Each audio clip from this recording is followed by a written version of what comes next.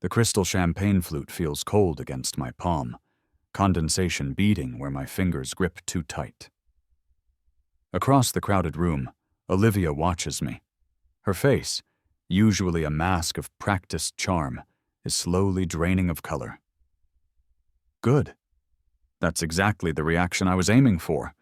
I turn my attention back to Melissa, Olivia's sister, standing beside me, her eyes shining with uncomplicated happiness. I slide the diamond onto her left ring finger. It catches the light, sending fractured rainbows dancing across the walls of her parents' opulent living room. A toast, I say, my voice steady, projecting confidence I don't entirely feel. Not yet. To Melissa. To us. A murmur of congratulations ripples through the guests, but my focus remains locked on Olivia. Her knuckles are white where she clutches her own champagne glass. It trembles, just slightly. 5 years. 5 years ago she stood beside me, planning a future I thought was ours. Then she ripped it all away. Married James, my business partner, the man she insisted I bring into the firm. She didn't just break my heart. She systematically dismantled my life, convincing everyone, including her own family, that I was unstable, paranoid, losing my grip. Now I'm back. Reborn, you could say. After the accident, the one where my car became intimately acquainted with an old oak tree, I was clinically dead for 4 minutes. Then came months drifting in a coma. When I woke up, everything was sharper, clearer. I remembered everything. Not just the betrayal, but the life that came before it. The punchline to this cosmic joke? No one else remembers. Not Olivia, not James, not her family. Only me. This isn't the first time I've stood in this room announcing my engagement. It's the third. The first time it was Olivia, beaming beside me, sealing my doom. The second time, after the first reset I didn't understand, I tried to warn her, tried to change things only to be labeled crazy all over again. This time, I'm the one pulling the strings. The shock on Olivia's face isn't my pain reflected back at me. It's the opening move in a game she doesn't even know she's playing. Some people call it déjà vu. I call it justice, served cold, with a side of champagne. It all started, ironically, at a charity gala not unlike this gathering. 5, nearly 6 years ago now in that original timeline. Olivia had cut through the noise of the ballroom like a searchlight. Her smile wasn't just beautiful, it felt warm, genuine. We connected instantly, talking for hours, the rest of the room fading away. It was a whirlwind after that. She introduced me to her family. The powerful father, Richard. The image-conscious mother, Diana. The quiet, often overlooked sister, Melissa. The entitled younger brother, Cameron. They seemed to accept me, impressed by the architecture firm I was building from the ground up. It was Olivia who suggested I bring on a partner to handle the business side, letting me focus on design. She recommended James, an old friend of hers. Said he was sharp, trustworthy. I agreed. The firm flourished. We were planning our wedding, or so I thought. Then, one late night working on a deadline, I used her laptop. Open on the screen were wedding venue comparisons, seating charts, catering menus. But the names weren't Olivia and me. They were Olivia and James. The confrontation was brutal. She didn't deny it. Instead, she twisted everything. My long hours were obsession. My questions were paranoia. My stress was instability. She wept convincingly, telling me I needed help. Her family, naturally, circled the wagons. Richard expressed concerns about my suitability. Diana worried about the potential scandal. James offered a pathetic apology, claiming Olivia had pursued him, but ultimately, he chose her side. Within weeks, they were married. My reputation was in tatters. Clients pulled contracts, and James, backed by Richard's influence, effectively pushed me out of the company I had built. I was ruined.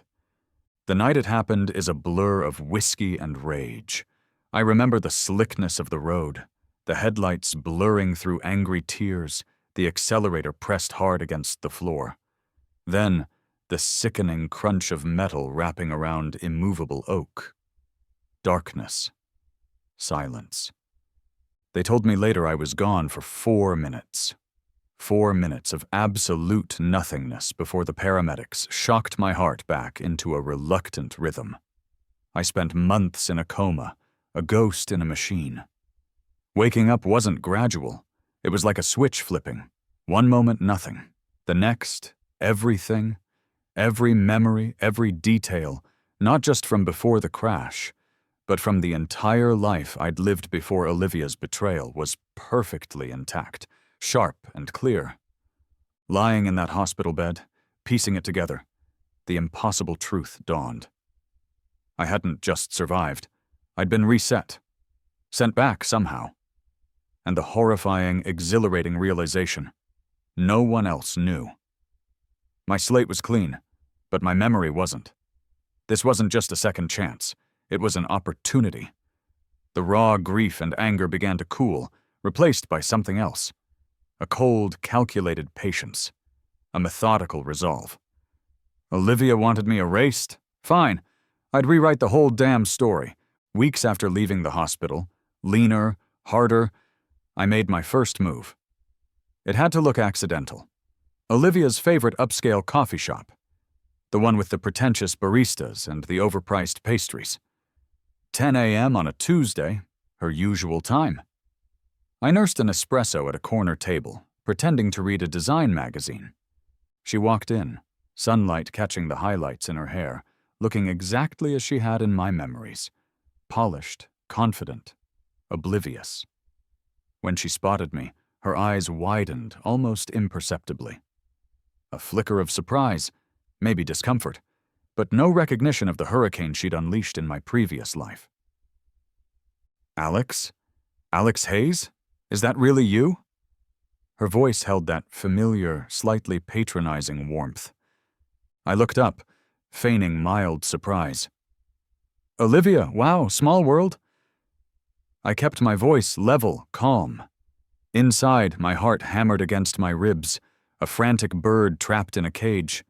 The cloying scent of vanilla syrup and burnt espresso filled the air. I heard you hadn't been well, she said, lowering her voice conspiratorially.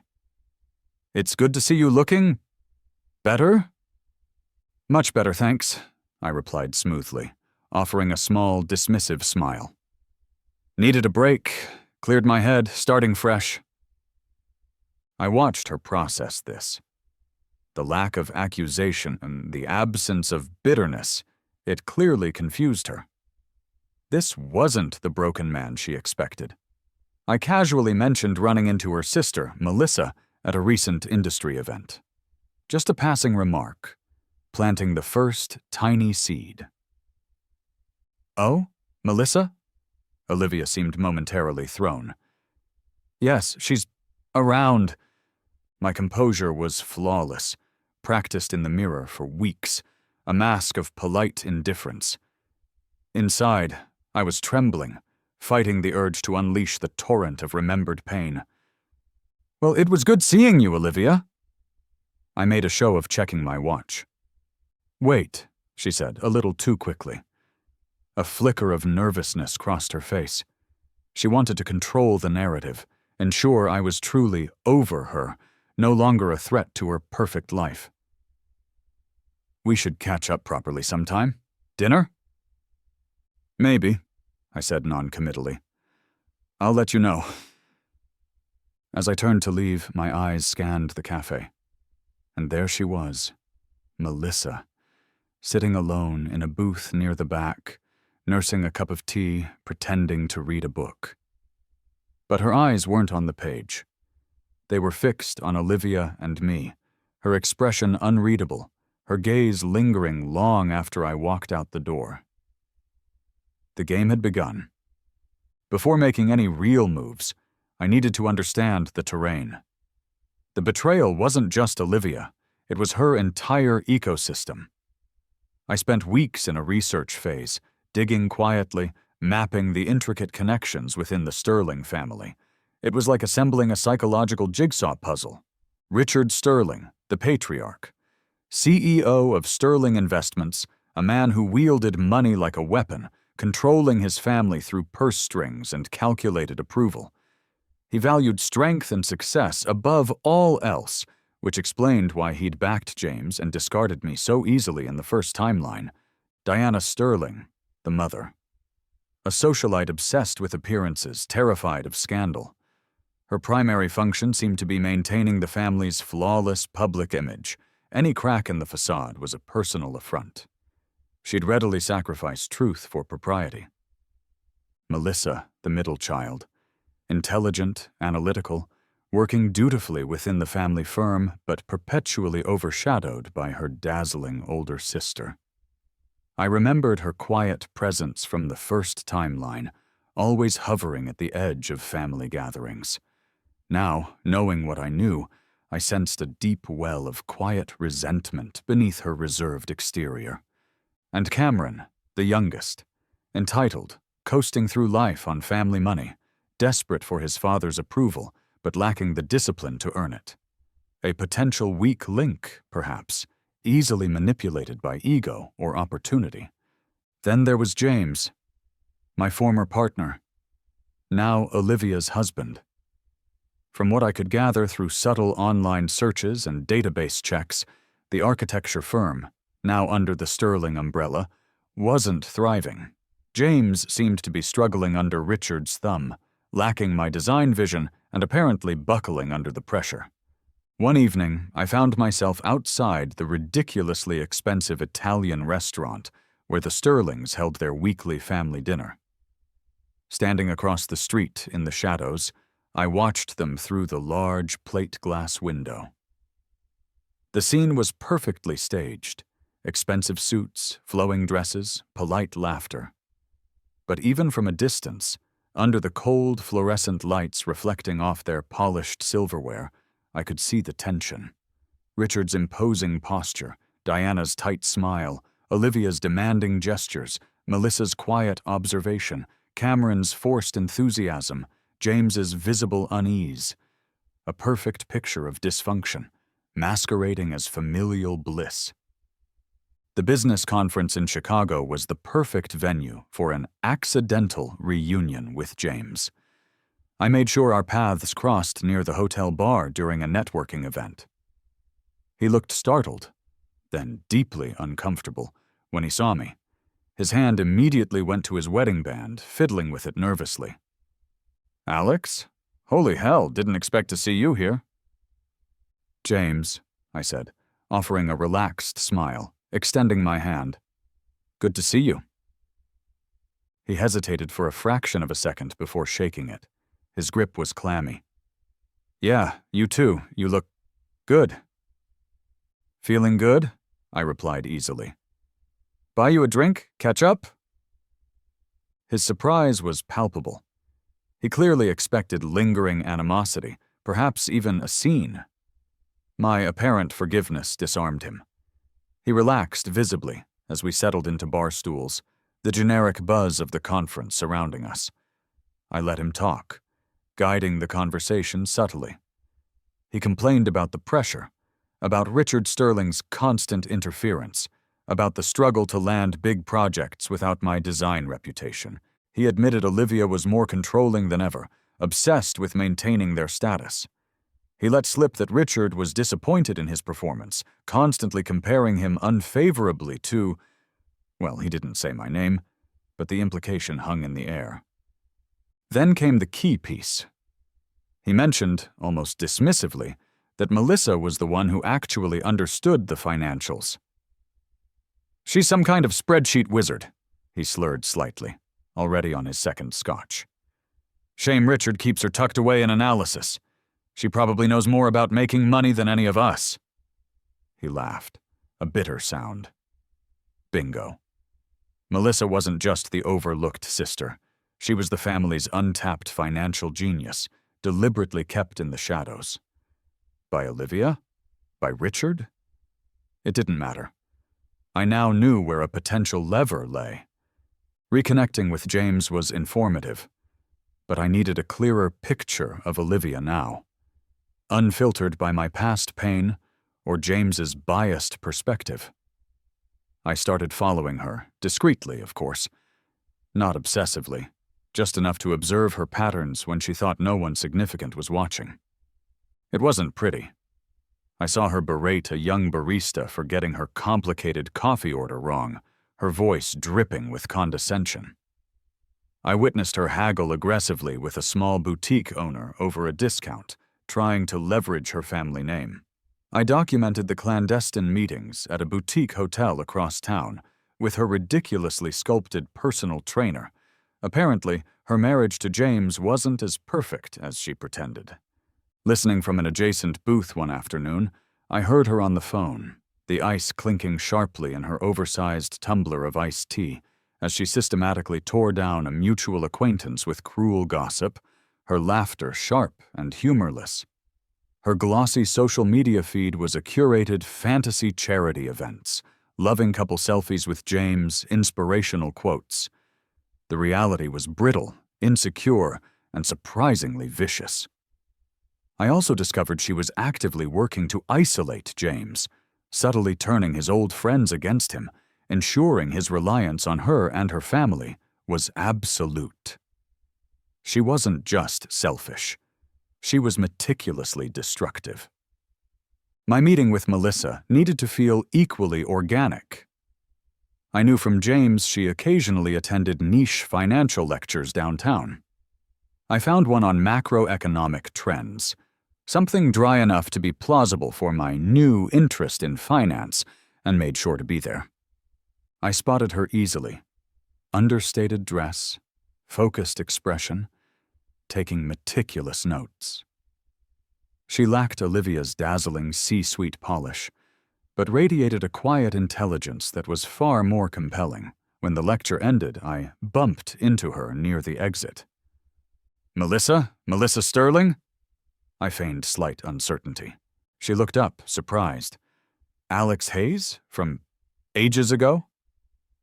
"The same," I smiled. "Funny running into you here. Didn't peg you for a macroeconomics enthusiast." A faint blush rose on her cheeks. "Someone has to keep up," she said, a hint of dry humor in her voice. "Olivia certainly isn't going to." We fell into conversation easily. I asked about the lecture, genuinely interested in her take. She spoke about financial models and market volatility with a quiet confidence that was captivating. The contrast between her modest appearance and the sheer power of her intellect was striking. "Coffee?" I suggested impulsively. "I'd love to hear more about your perspective on that QE point." She hesitated for only a moment before agreeing. "At a nearby cafe. Not Olivia's usual spot." We talked for over an hour. The warmth in her laugh when I made a self-deprecating joke seemed to surprise both of us. She was guarded, yes, watching me carefully, perhaps wondering about my motives, but there was an openness there too, a hunger to be seen for her intelligence rather than her family connections. When we parted, the handshake lingered for just a beat longer than necessary, her fingers cool against my palm.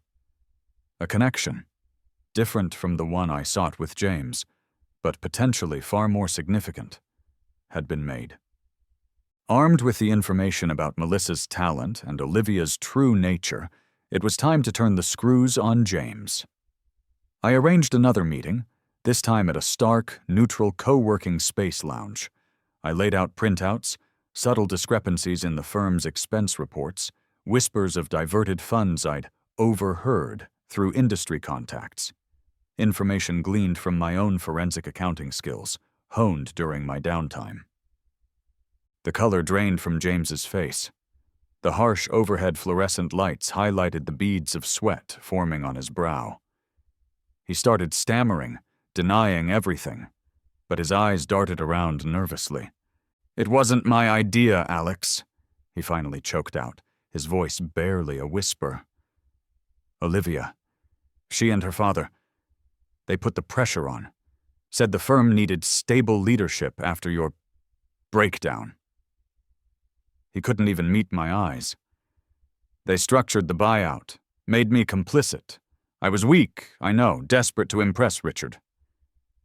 He painted a picture of Olivia manipulating both him and her father, convincing Richard of she was a liability, while simultaneously seducing James with promises of power and partnership. He confessed to helping her fabricate evidence of my instability back then. He started pleading, rambling about making restitution, paying me back the money I'd lost. Fear radiated off him in waves. I let him sweat for a moment, then held up a hand, adopting a tone of calm understanding. "It's all right, James. Water under the bridge." I offered him a reassuring smile, appearing to accept his pathetic apology. Relief washed over his face. He started thanking me profusely, promising to make it up to me. "I don't need your money, James," I said quietly, leaning in slightly, my voice dropping. The apparent forgiveness vanished, replaced by cold steel. His eyes widened again, fear snapping back into place. "I need your help." The embossed invitation arrived a week later. "Olivia and James Sterling request the pleasure of your company. Anniversary party." Of course. A perfect opportunity for Olivia to parade her victory, to showcase her magnanimous nature by inviting the man she ruined. Declining wasn't an option. It would signal weakness, lingering resentment. I had to go. I arrived alone, fashionably late. Stepping into the familiar, ostentatiously decorated Sterling mansion felt like walking onto a stage. Heads turned. Whispers followed me like shadows. "Is that Alex Hayes?" "I thought he left town." "Olivia is so brave to invite him." The air hummed with barely concealed curiosity and judgment. Olivia intercepted me near the entrance, beaming, radiating false warmth.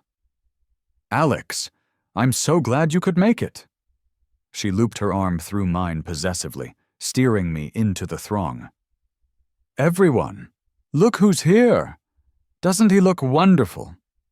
It was a performance, designed to show everyone how completely she was over me, how thoroughly she had won.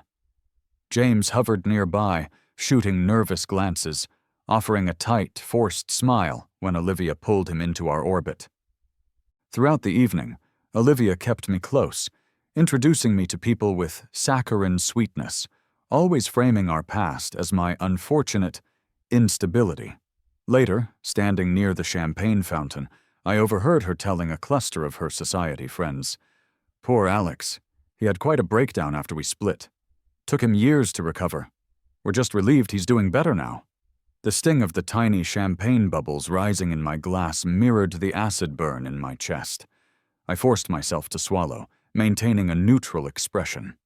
Diana, Olivia's mother, cornered me by the elaborate floral arrangements. "Alex, dear," she said, her voice syrupy but her eyes sharp.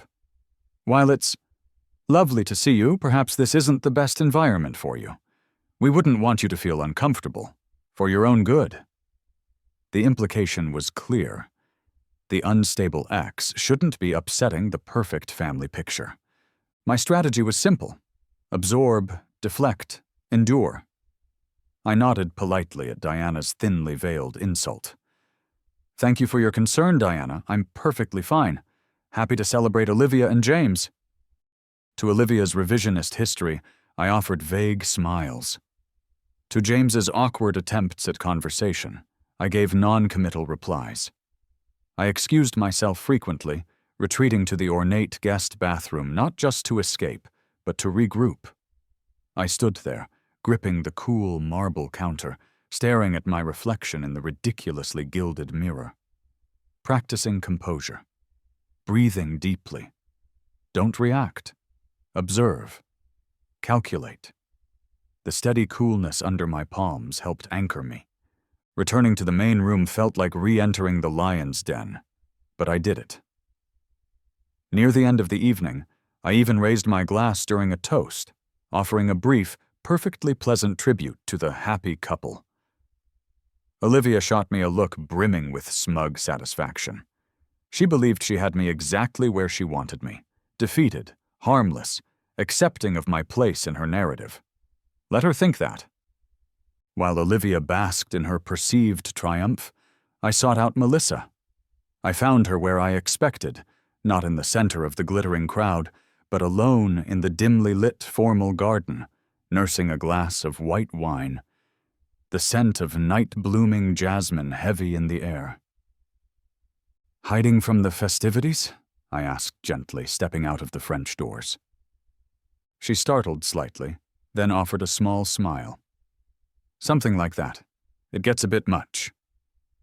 We talked, easily at first, about innocuous things. Then, sensing an opening, I steered the conversation toward her work.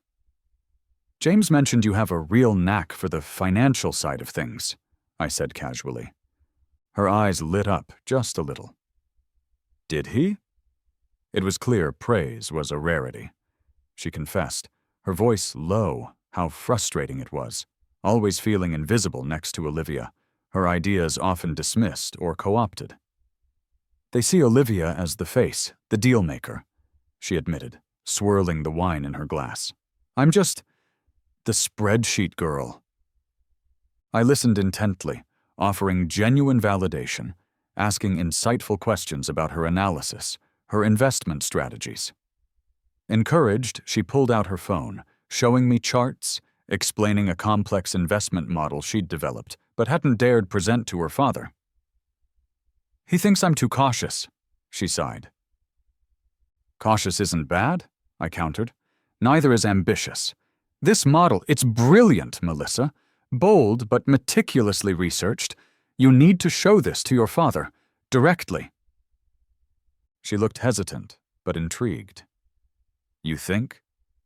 "I know it," I said firmly. "Stop letting Olivia filter your success." As she took back her phone, her fingers brushed against mine. A spark, brief but undeniable. The connection we'd established at the lecture deepened in the shared confidence, the quiet rebellion against the family dynamic. She promised she'd think about presenting the strategy. 2 weeks later, the ripples reached the shore. News trickled through the business grapevine. Richard Sterling had implemented a surprisingly aggressive new investment strategy at his firm, deviating from his usual conservative approach. And it was paying off quickly. My phone rang. It was James, sounding panicked. "What did you say to Melissa?" he demanded. Before I could answer, I heard shouting in the background. "Olivia?" I pictured the scene vividly. My conveniently timed arrival at Sterling Investments headquarters later that morning confirmed it. I walked towards Melissa's office, carrying coffees, just as Olivia stormed out, her face flushed with anger. "Don't you dare go behind my back again!" Olivia hissed at Melissa, who stood pale but resolute in the doorway. "Dad asked for new ideas. I gave him one," Melissa replied quietly. Olivia whirled around as I approached. "Alex? What are you doing here?"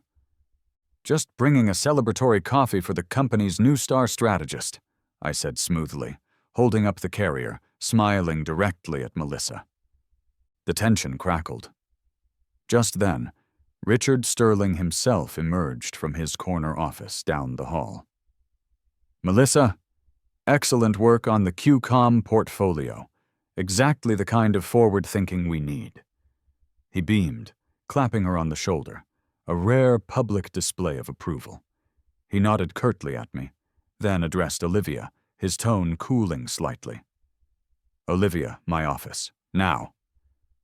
Olivia shot me a venomous look. Her eyes narrowed, calculating. She saw the shift. She saw me standing beside Melissa. She saw her control slipping. As she stalked off behind her father, Melissa gave me a small, grateful smile. Later that day, James called again, his voice strained. "Olivia's freaking out. She's concerned. About your intentions. With Melissa." "Is she?" I replied innocently. "Maybe she should be more concerned about her own." Olivia didn't wait long. A few days later, she, coincidentally, showed up at my regular coffee shop. a clear territorial move. She slid into the chair opposite me, all fake smiles and strained casualness. "Alex, fancy meeting you here." "Small world," I repeated dryly, taking a slow sip of my coffee. It tasted bitter today. She launched into a series of probing questions disguised as friendly chatter. How was I really doing? Was I seeing anyone? How often was I seeing Melissa? Was it serious? "Melissa and I connect on an intellectual level, Olivia," I said vaguely, refusing to give her any solid information. "It's refreshing."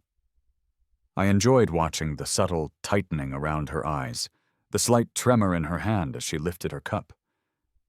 "You know," she leaned in, lowering her voice, "Melissa, she can be quite fragile, always overshadowed.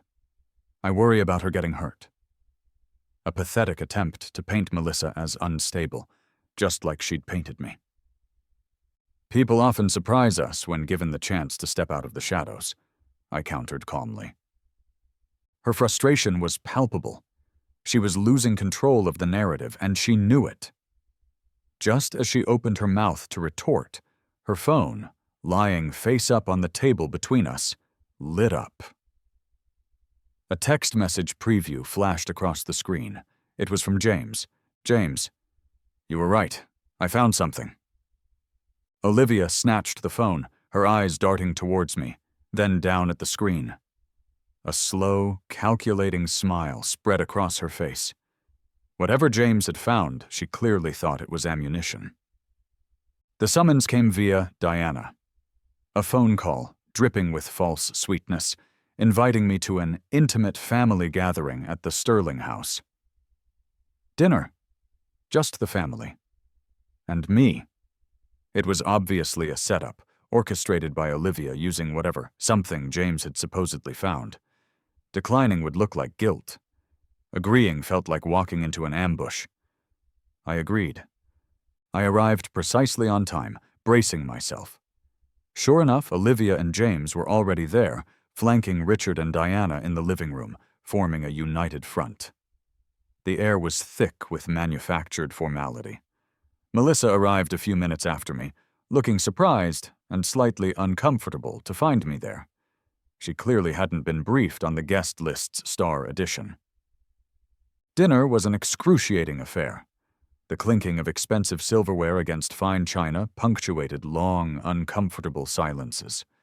Diana led the interrogation, her questions veiled as polite interest but aimed like daggers. "Alex, dear, tell us more about your family. We know so little." "And your previous business venture. Such a shame it didn't work out. What went wrong there?" Richard chimed in, mentioning vague rumors he'd heard about my supposed financial recklessness before my break. They were systematically painting a picture, twisting facts gleaned from James's digging, presenting a narrative designed to make me look unstable, unreliable, a poor prospect for anyone, especially a Sterling daughter. Olivia watched, silent but smug, letting her parents do the dirty work. James avoided my gaze, focusing intently on his food. Melissa looked increasingly confused, glancing between her family's probing questions and my carefully neutral responses. The goal was clear: isolate me from Melissa by poisoning the well, recreating the unstable Alex narrative from 5 years ago. I didn't fight back directly. That would only feed their narrative. Instead, I played the part they'd cast for me. I thanked them for their understandable concern about Melissa's well-being. I kept my answers brief, slightly evasive, letting their accusations hang in the air without outright denial, allowing them to think their strategy was working. After dessert, I excused myself early, claiming fatigue. I projected an air of someone slightly wounded, perhaps intimidated by their united front. Melissa insisted on walking me to the door, her expression troubled. "I'm so sorry, Alex," she whispered, her hand briefly gripping my arm. "I don't know what that was about." It's okay, Melissa, I reassured her quietly, making sure Olivia, watching from the dining room doorway with evident satisfaction, could see my subdued demeanor. Really, don't worry about it. Driving away, the weight of their judgment felt heavy. The rhythmic slap of the windshield wipers against a sudden downpour matched the unsteady beat of my heart. They thought they'd scored a point, reinforced their narrative. Good. Let them underestimate me. My next move required reaching out to the family's weakest link, Cameron. I knew his habits, specifically the trendy downtown bar where he spent exorbitant amounts of his father's money trying to impress people. I found him there the next evening, holding court at a corner table. He looked surprised, then suspicious when I approached him. "Hayes, what do you want?" "Just wanted to buy you a drink," I said easily, signaling the bartender. "Heard you're making waves." I hadn't, but flattery worked wonders with Cameron. We talked. I listened patiently to his familiar litany of complaints. His father didn't respect him. Olivia treated him like an idiot. James was useless. He craved recognition, independence. The neon lights cast shifting blue shadows across his face as the alcohol loosened his tongue. After his third expensive cocktail, I casually mentioned a small, off-market investment opportunity I'd stumbled upon. Something high-risk, high-reward, completely outside the purview of Sterling Investments. "Probably too risky for someone like your dad," I mused, "but a guy with guts could make a killing." His eyes lit up. The chance to prove himself, to make a score independent of his family? It was exactly the bait he couldn't resist. He asked for details, his initial suspicion replaced by greedy excitement. I fed him carefully vetted information, a calculated risk, but one I was confident would pay off moderately well. "Keep it under wraps, though," I cautioned. "Better if your father sees the results first, right?" He agreed enthusiastically. We shook hands, a conspiratorial pact sealed over overpriced drinks and Cameron's desperate need for validation. He felt like he had a secret weapon. In reality, he was becoming mine. While Cameron pursued his secret project, my connection with Melissa deepened. We met privately, often under the guise of discussing market trends or portfolio analysis. I helped her refine her financial models, subtly guiding her towards bolder, more innovative strategies. The professional mentorship bled seamlessly into personal connection. Her trust in me grew, blossoming in the space cleared by her family's dismissiveness. The initial spark ignited into a steady flame of mutual respect and burgeoning affection.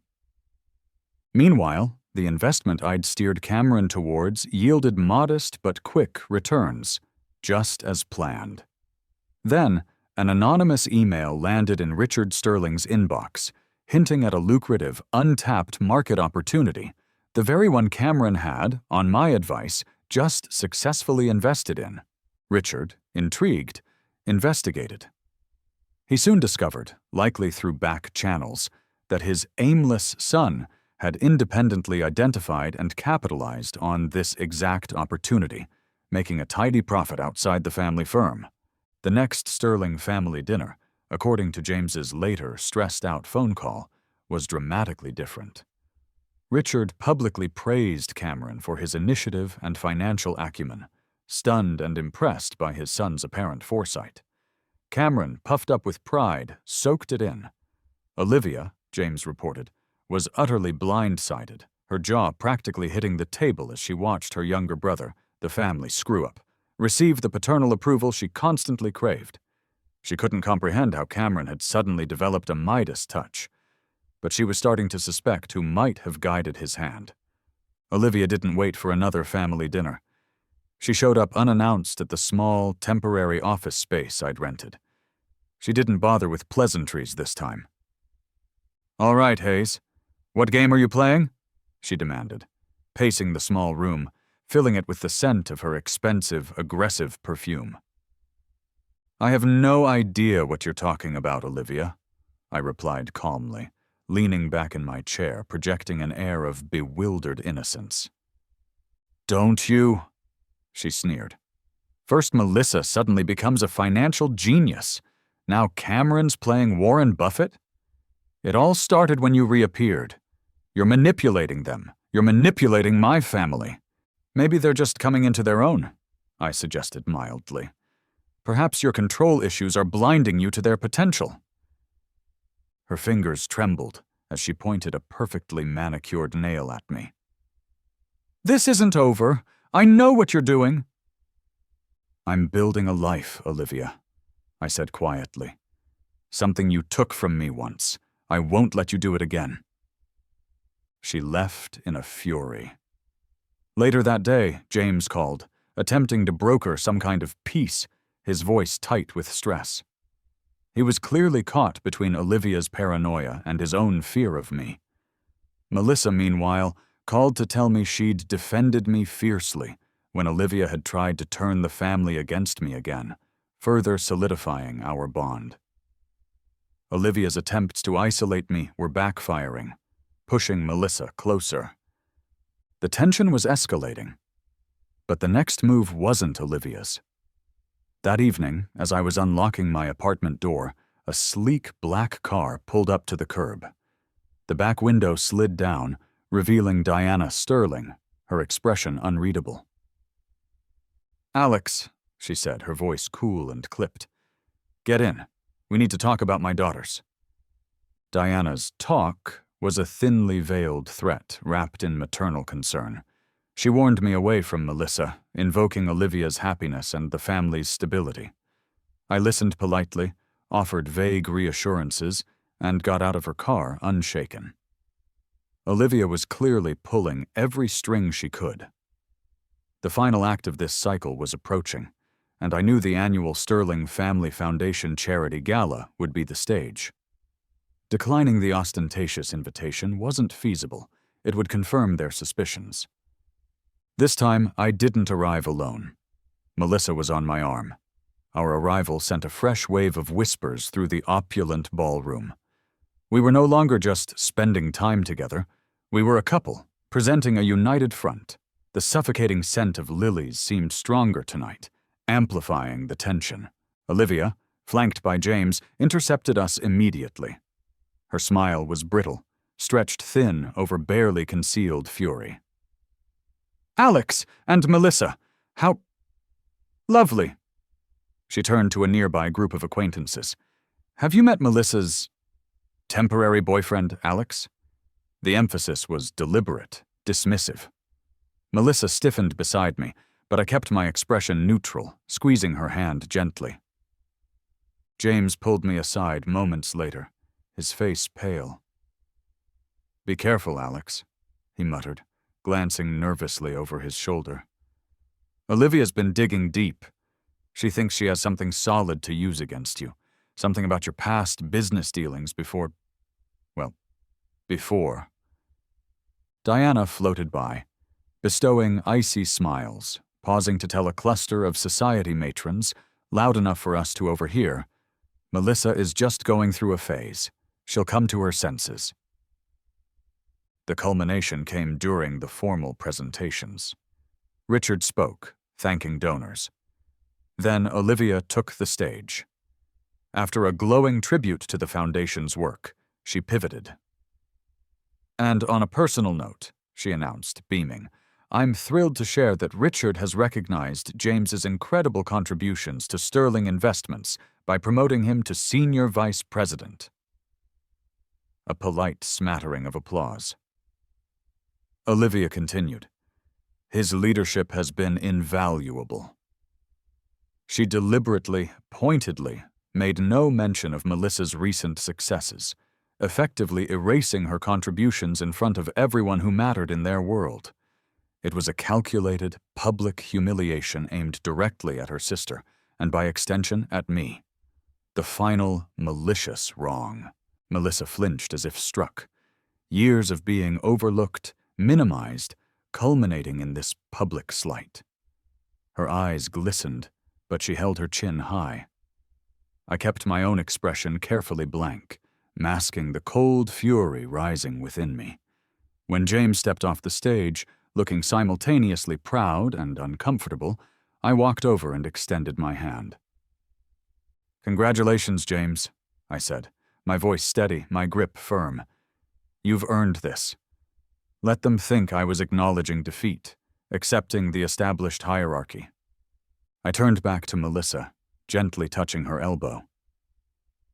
"Are you okay?" She nodded mutely, struggling to maintain her composure. "Let's get out of here," I suggested quietly. "This isn't our scene tonight." Appearing to retreat once more, we made our excuses and slipped out of the ballroom. The cool night air felt like a blessed relief after the stifling, perfumed atmosphere inside. As soon as we were in the car, Melissa's carefully constructed dam broke. Tears streamed down her face, born of years of frustration and this latest, cruelest dismissal. "She always does this," she choked out. "Always. It doesn't matter what I do." I reached over, taking her hand. I didn't offer platitudes. Instead, I made a quiet promise, my voice filled with conviction. "Things are about to change, Melissa. I promise you." The next morning, I wasn't nursing wounds. I was executing the final stage of my plan. I had secured a private meeting with Richard Sterling in his imposing office. No pretenses this time. "Richard," I began, placing a slim binder on his polished mahogany desk. "We need to talk about the financial health of Sterling Investments, specifically irregularities I've uncovered." He looked wary, annoyed. "Hayes, if this is about Melissa feeling slighted..." "This is about documented evidence of financial mismanagement," I interrupted calmly, "orchestrated by your newly promoted senior vice president and your daughter, Olivia." I opened the binder. Spreadsheets, transaction logs, offshore account numbers, evidence meticulously compiled, tracing diverted funds, inflated expenses, hidden losses papered over with creative accounting. Evidence James had unknowingly helped me gather, supplemented by my own skills. The heavy silence in the room was broken only by the stately ticking of the antique grandfather clock in the corner. Richard's face, initially skeptical, hardened into disbelief, then cold fury as he absorbed the information. "How did you get this?" he demanded, his voice tight. "You might remember my background is in architecture," I said smoothly. "What I never mentioned during my previous association with your family is my postgraduate specialization, forensic accounting. It's amazing what you can find when you know where to look." Richard stared at the documents, then at me, the color draining from his face as he grasped the extent of the deception, the millions siphoned off under his nose by his daughter and son-in-law. "This is catastrophic," he finally whispered. "It can be rectified," I said quietly. "But it requires someone with integrity and genuine financial acumen at the helm of the company's finances. Someone like Melissa. Give her the authority she deserves, Richard. Let her clean this up." That evening, I took Melissa to a secluded restaurant overlooking the city lights. The tension of the past weeks melted away, replaced by the genuine connection that had grown between us, independent of my initial motives. This wasn't just about revenge anymore. It hadn't been for a while. Candlelight flickered across her face, highlighting the intelligence and warmth in her eyes. We talked about the future, about trust, about building something real. "Melissa," I said, taking her hand across the table, "what started as complicated has become very simple. I've fallen in love with you. Not because you're Olivia's sister, not as part of any plan. Just you." I slid out of the booth, kneeling beside her, pulling out the small velvet box I'd carried all day. Inside, a simple, elegant diamond glittered. "Melissa Sterling, will you marry me?" Tears welled in her eyes, but this time they were tears of joy. "Yes," she whispered, her voice thick with emotion. "Yes, Alex." as I slipped the ring onto her finger. The right finger. This time a profound sense of peace settled over me. The first genuine happiness I'd felt in what felt like multiple lifetimes. We decided, right then, to announce our engagement at the emergency family business meeting Richard was inevitably calling. The weight of the moment settled in. This was it. The culmination. But the victory felt different now, intertwined with something real, something worth protecting. The emergency board meeting at Sterling Investments 2 days later was thick with unspoken accusations and icy tension. Richard sat at the head of the table, his face grim. Olivia and James sat opposite Melissa and me, Olivia radiating defiance, James looking like he was about to be physically ill. Richard didn't waste time. "Effective immediately," he announced, his voice like gravel. "There is a significant restructuring within this company. James Sterling, you are relieved of your duties as SVP. Olivia Sterling, your executive responsibilities are suspended pending further investigation." A stunned silence gripped the room. Olivia shot to her feet. "Father, you can't possibly believe—" "Sit down, Olivia," Richard commanded, his voice dangerously low. "Furthermore, I am appointing Melissa Sterling as Chief Financial Officer, effective immediately, with full authority over all financial operations and audits." Melissa gasped softly beside me. Olivia stared, aghast, her carefully constructed world crumbling around her. James just sank lower in his chair. This was my moment. I stood up, smiling warmly at Melissa. "Congratulations, Melissa. You deserve this." I turned to the rest of the room, my voice clear and steady. "And on that note, Melissa and I have some personal news we'd also like to share. We're engaged." I reached for Melissa's hand, lifting it slightly, the diamond catching the harsh fluorescent light. The effect was instantaneous. Olivia let out a choked gasp, her hand flying to her mouth. She stumbled back, knocking over a glass of water, the shattering sound echoing in the sudden silence. Her eyes locked onto mine, filled not just with shock and fury, but with something else. Something cold and terrifyingly familiar. She leaned forward slightly, her voice a ragged whisper that only I could hear across the stunned room. "I remember everything. The accident, the reset, all of it." My blood ran cold. The floor seemed to tilt beneath my feet. She remembers? The carefully constructed reality I'd built, the entire premise of my revenge, shattered in an instant. After the initial shockwave of Richard's announcement and my own, the meeting dissolved into chaos. Richard called for security, demanding James and Olivia remain.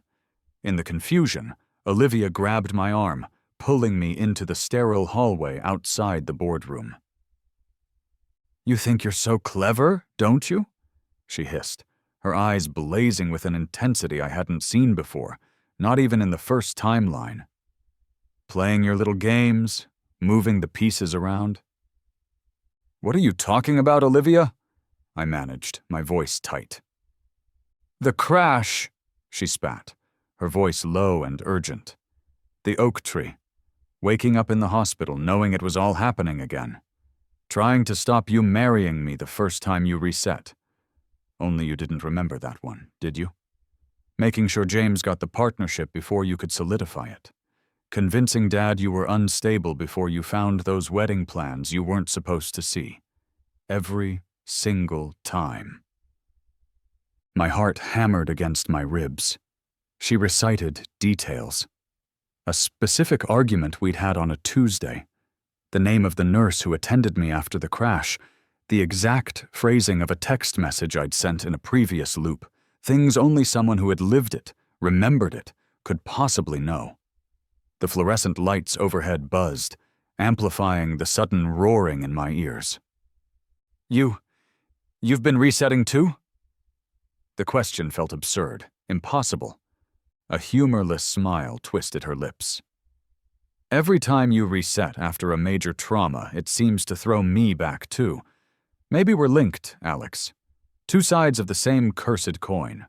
I've just been better at playing the long game, fighting to keep what's mine while you flailed around seeking justice.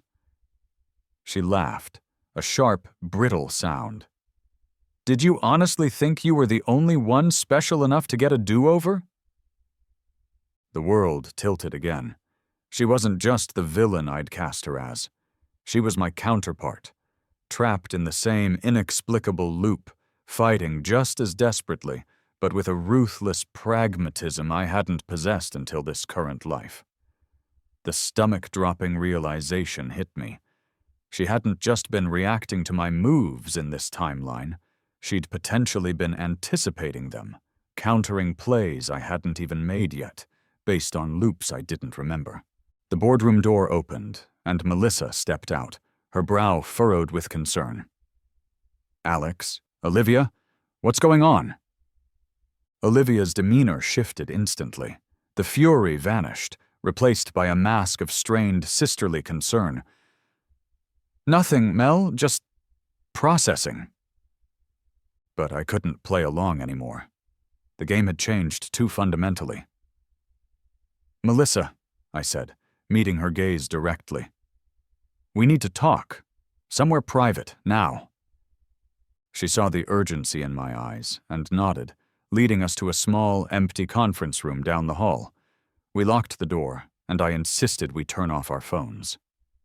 The silence felt heavy. Olivia remembers, I started, the words feeling thick in my mouth. The resets, the timelines, everything. Melissa stared at me, then at where Olivia had stood moments before, disbelief warring with a dawning understanding on her face. I laid it all out. The first life, the betrayal, the accident, the coma, waking up with memories intact, the subsequent resets I now suspected must have happened, Olivia's confession, our shared temporal prison. I told her how my initial motive had been pure revenge, how I'd manipulated James, Cameron, even her own path to power, all to hurt Olivia. Then came the final layer. There's something else you need to know, I said, taking a deep breath. My background isn't just forensic accounting. That was a specialization. My real job, I'm part of a specialized unit within a federal financial intelligence agency. We investigate high-level corporate fraud and organized financial crime. Melissa's eyes widened.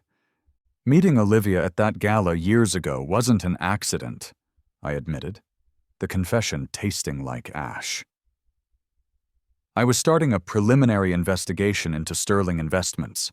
Your father's business practices have been on our radar for a long time. Meeting Olivia, falling for her, that was never part of the plan. Instead of anger or betrayal, Melissa's expression shifted to something else, weary recognition. I knew it, she whispered. Not about you specifically, but Dad. I've suspected for years. Things that didn't add up. Deals that seemed too good to be true. Olivia and James just accelerated the recklessness. She looked at me, her gaze searching. The resets. Olivia remembering. Does this have anything to do with your investigation? I don't know, I answered honestly. But I have a theory. After the first time this happened, when I woke from the coma, my agency doctors looked into it. Neurological anomalies after severe trauma. There are documented, albeit extremely rare, cases of something they called chronological displacement syndrome. Essentially consciousness cycling back, triggered by near-death experiences or extreme psychological trauma. They dismissed it in my case back then. Couldn't prove anything. But if Olivia experienced the trauma of my resets, Melissa mused, picking up the thread. Exactly, I nodded. It's possible we're linked.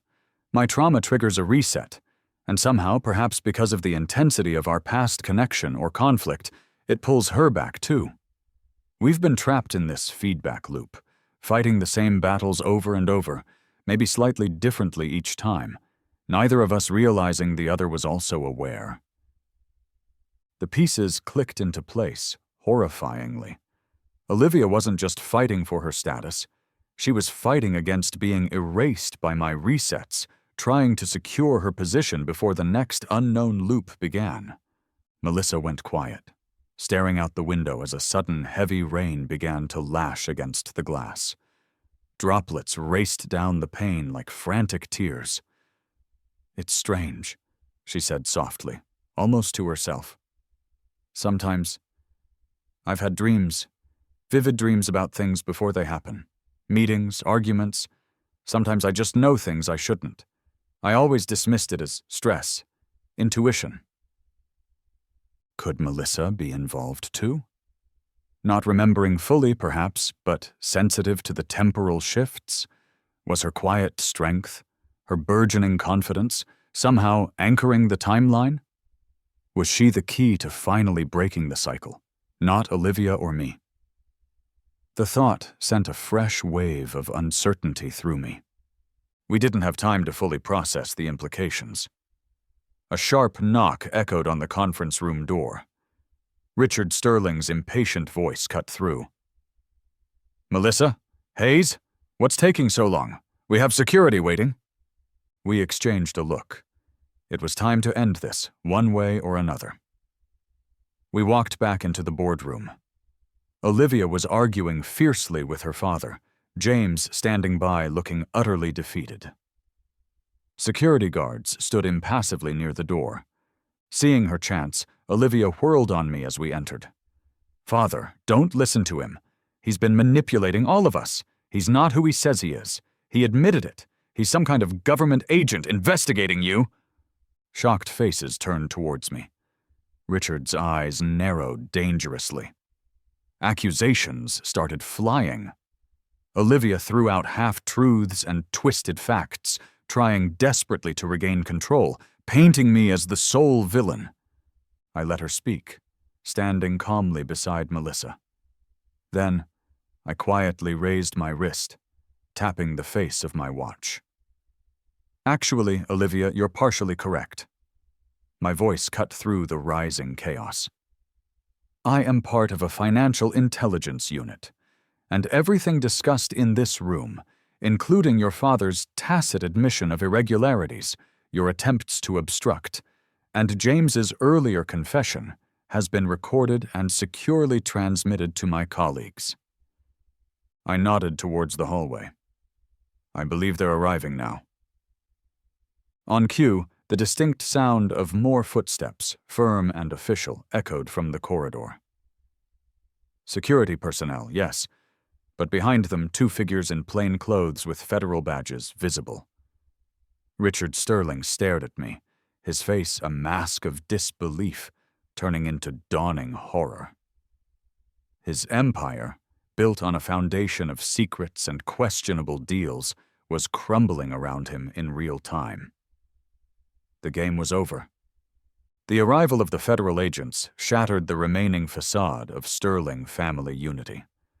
Diana, upon understanding the full scope of the investigation and Richard's imminent downfall, collapsed into hysterics, sobbing about reputation and admitting she'd always suspected Richard sailed close to the wind, but chose willful ignorance.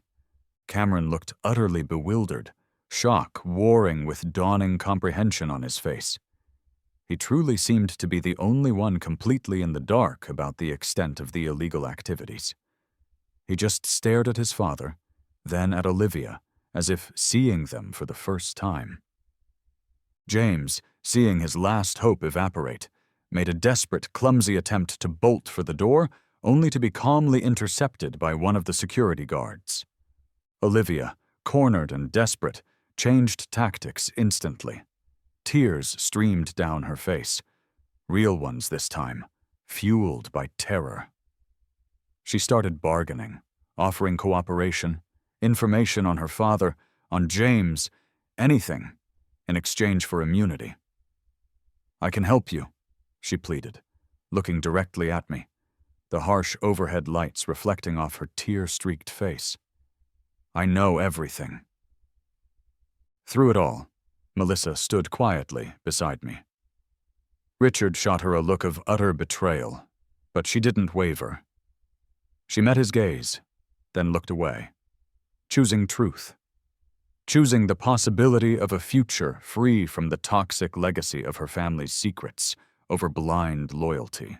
As the agents began escorting Richard and James out, Olivia made one last desperate play, her eyes locking onto mine again. "You can't do this, Alex," she whispered frantically, the sound barely audible above Diana's continued sobbing. "If they take me, if this all collapses, we'll just reset again. You know we will. We'll be trapped in this loop forever. Is that what you want?" 1 week later, the air in the detention center visitation room smelled faintly of industrial cleaner and despair. Olivia sat opposite me, separated by thick plexiglass. The transformation was stark. Gone was the designer suit, the perfect makeup, the aura of untouchable privilege. Dressed in a standard-issue gray jumpsuit, her hair scraped back. She looked smaller, stripped bare. A guard stood impassively nearby. "You could fix this, Alex," she said, her voice raspy, urgent. She leaned forward, pressing her hands against the glass. "Tell them you need my cooperation. Testify that I was coerced. We can spin it. If I avoid the worst of this, maybe the timeline stabilizes. We can stop the resets." Her eyes searched mine, desperate. "Think about it. A clean slate. We could actually start over. I'll remember everything this time. I can make it right. For both of us.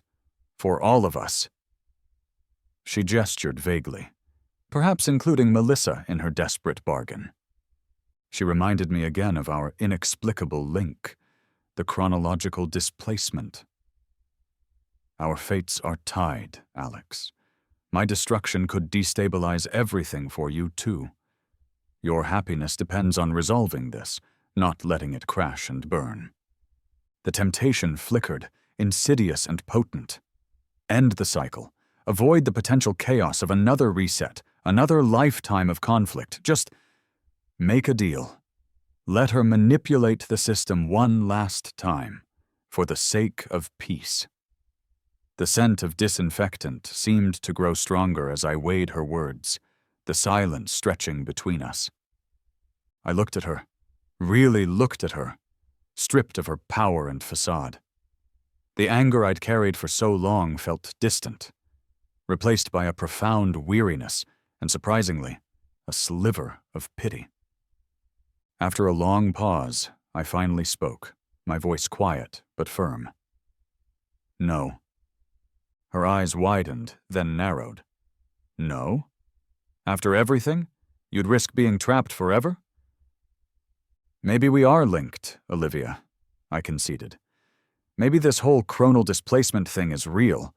Maybe we will reset again if things go badly for you. Or maybe not. But I've accepted that uncertainty." I took a breath. Forgiving you, truly letting go of the need for revenge, doesn't mean enabling you. It doesn't mean sacrificing justice, or Melissa's future, or my own integrity just to avoid a potential temporal anomaly. I realized it with sudden clarity. True freedom wasn't about controlling the timeline or ensuring a comfortable outcome. It was about breaking the toxic patterns, refusing to play the same destructive game, regardless of the consequences. It was about choosing a different path, even if it led into the unknown. A weight I hadn't even realized I was carrying lifted from my shoulders. "I hope you find some peace, Olivia, I really do. But my life is no longer tied to yours." I stood up. "Goodbye." "No, Alex, wait!" Her voice rose, cracking with panic. She started banging on the plexiglass as I turned and walked towards the door. "You need me! We'll reset! You'll see! Alex!" Her screams echoed behind me as the guard moved to restrain her.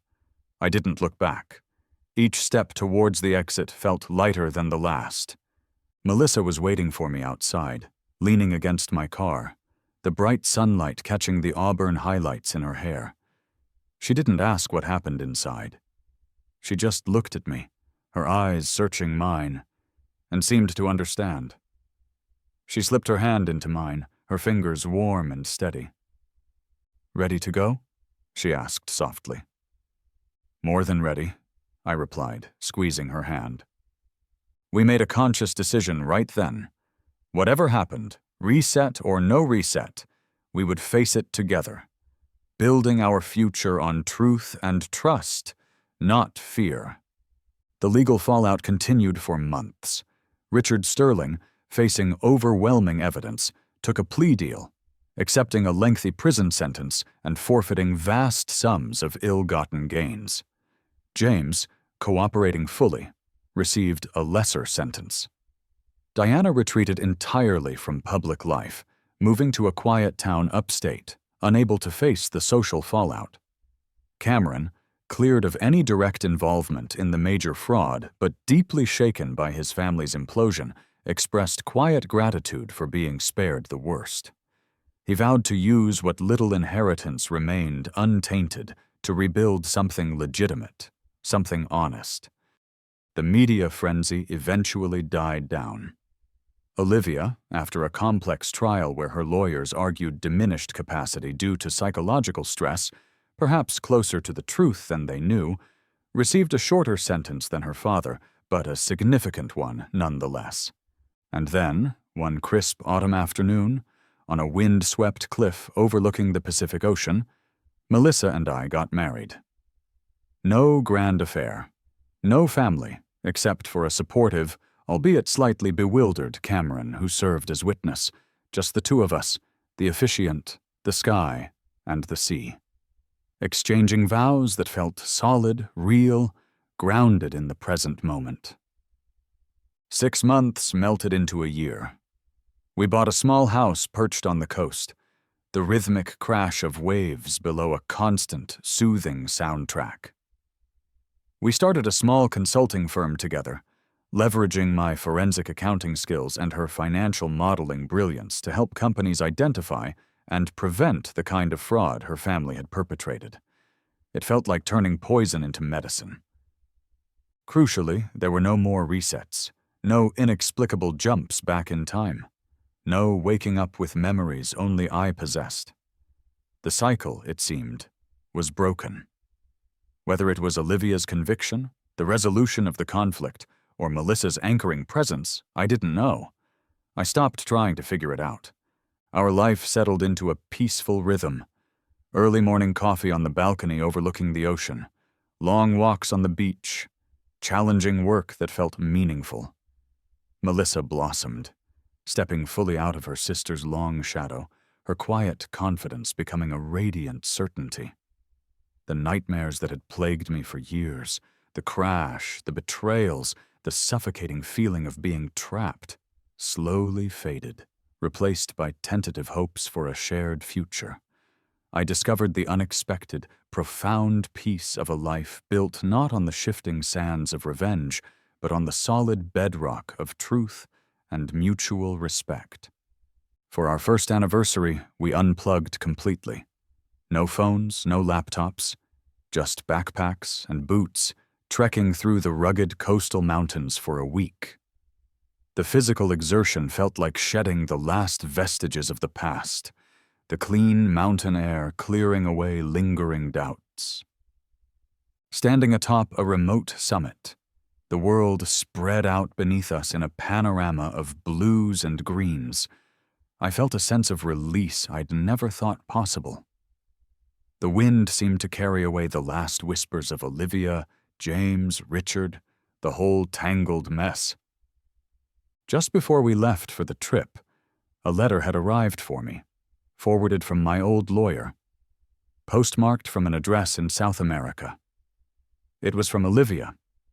Apparently, she'd secured an early release and left the country quietly. We hadn't known. We hadn't been tracking her. We had made a conscious choice to let go, to stop looking over our shoulders for the next attack, the next reset. That evening, back at our campsite.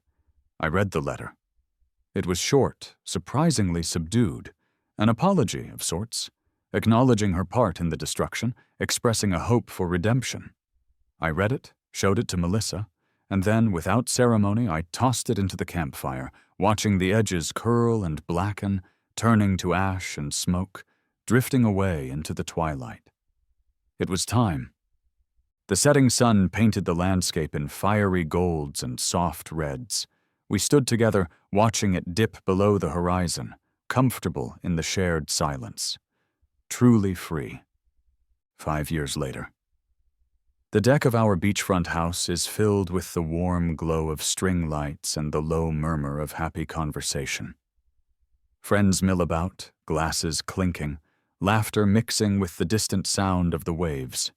Real friends, forged in the aftermath of the chaos. People who know our story, or at least the parts that matter. Cameron is here, looking relaxed and genuinely content. Introducing his new business partner, they run a small, ethical tech startup. He rebuilt his life, slowly, honestly. Melissa's hand rests lightly on my arm, our wedding bands catching the light from the setting sun. Earlier today, another letter arrived, forwarded again. International postmark. No return address. Just a single sheet of paper inside, with a picture drawn in crayon. A simple flower, the kind a child might draw. No words. We looked at it together, a silent acknowledgement passing between us. Olivia finding her own kind of peace, perhaps. We didn't need to know more. I tucked it away in a drawer, unremarked upon. Later, as the party winds down, Melissa and I stand alone by the railing, watching the last sliver of sun disappear, painting the sky in breathtaking hues. The rich smell of salt air fills my lungs. The sheer, uncomplicated pleasure of an ordinary day, of building something good and lasting, washes over me. I think back to the resets, the burning need for revenge that almost consumed me. It nearly cost me this. Everything. The loops, the pain, the impossible knowledge, they were a curse, but perhaps also an unexpected gift. They stripped away everything extraneous, forcing me to see what truly mattered. Not vengeance, not winning. Just this. Her, us. Melissa turns to me, a knowing, gentle smile playing on her lips. There's still a depth to her eyes, a hint of ancient wisdom that sometimes makes me wonder exactly how much she sensed, or even remembered, of those strange temporal echoes. Did her dreams show her more than she ever let on? Was her quiet strength the true anchor all along? We never talk about it directly. Some mysteries, we've decided, are better left unexplored. Our shared understanding exists in the quiet spaces between words, in the steady warmth of her hand in mine. The sunset casts a long, golden path across the water, illuminating the way forward. In trying so desperately to make Olivia a stranger, to erase her impact, I stumbled blindly towards the person I was meant to find. I found my way home. And if tomorrow brings another reset, another impossible chance, this time I know exactly where I belong.